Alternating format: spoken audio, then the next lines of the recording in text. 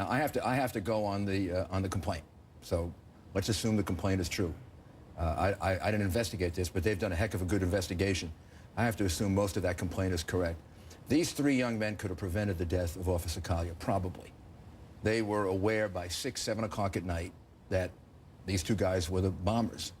If they had done what decent young men should do, which is call the police, given the focus of that investigation, given the number of resources they had in Boston, FBI, Boston police, given how effective they were in investigating, they'd have probably gotten these guys within an hour or two. Instead, you say they were more concerned about getting the stuff together, taking it back to their apartment, in my view, as a prosecutor, assuming again the facts in the complaint are true, I would charge as predicate acts of the conspiracy the murder of Officer Collier, the shooting of the other officer, and the kidnapping, all of which were foreseeable consequences of their joining a conspiracy to help these guys flee.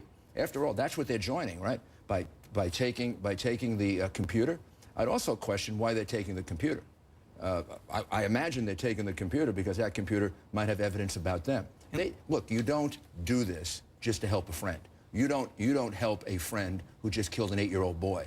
You don't help a friend who just bombed a city.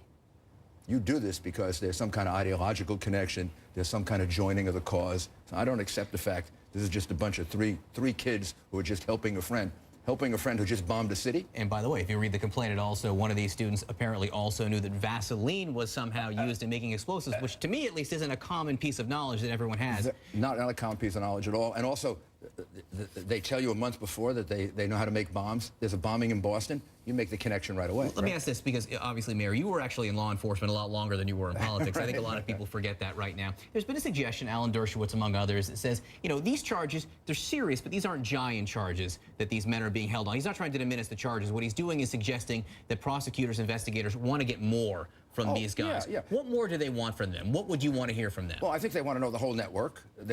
Look, it's hard to believe that they did this all on their own. Now, the two brothers. The two brothers did it all on their own. They pulled off the bombing too effectively. I mean, there were some amateurish parts to it. The whole escape plan was ridiculous. But the plan for doing the bombing was excellent. We've seen expert terrorists not be able to detonate a bomb on the first try. So they must have had help. Where did the help come from? They must have had financing.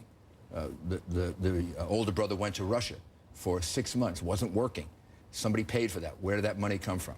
I think that's what they're looking for. And I don't think these three men just spontaneously go ahead and put themselves at such grave risk.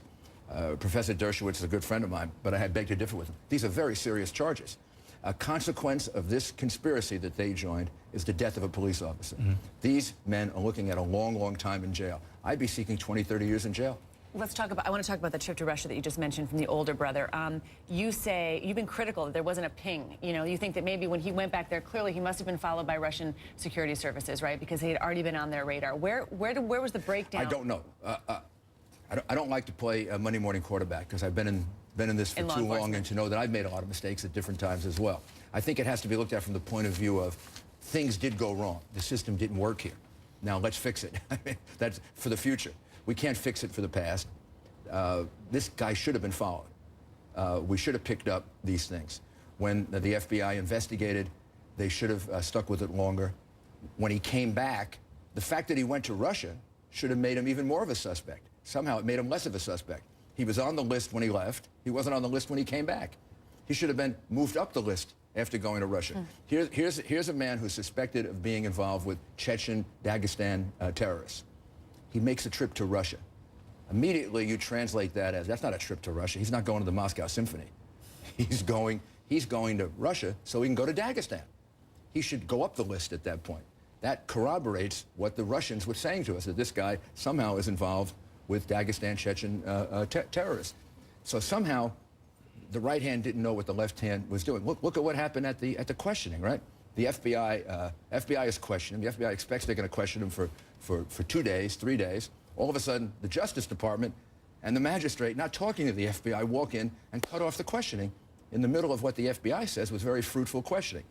Now, you could argue the legality of that, but here's what's true. The left hand didn't know what the right hand was doing. They weren't communicating.